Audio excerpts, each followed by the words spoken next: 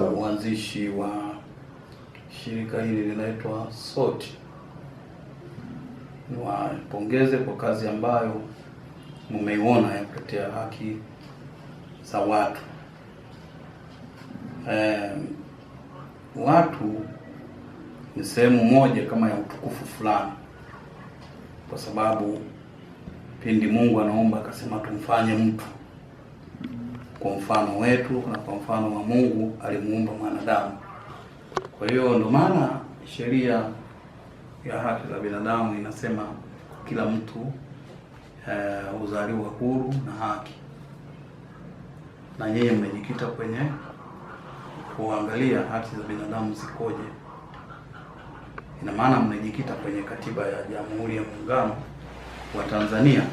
Mimi niwapongeze, lakini niwashauri, kwa sababu niombe, nitoe ombi kwangu kwamba kuna watu wenye ualbino mara nyingi huteseka, unyanyaswa na wengine hufukuzwa.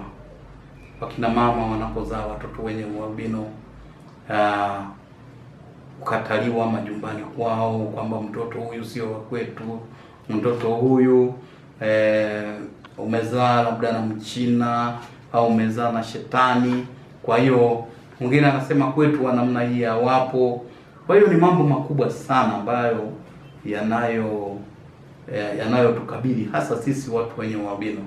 Watu huona kwamba wanapozaa mtoto mwenye ualbino kama ni laana, na sisi tuwaombe kama shirika la kwenu la SOT kuona namna gani mnajikita namna gani ya kuweza kusaidia watu wenye ualbino, kwa sababu unakuta wakati mwingine mahakama hazitendi haki kwa watu wenye ualbino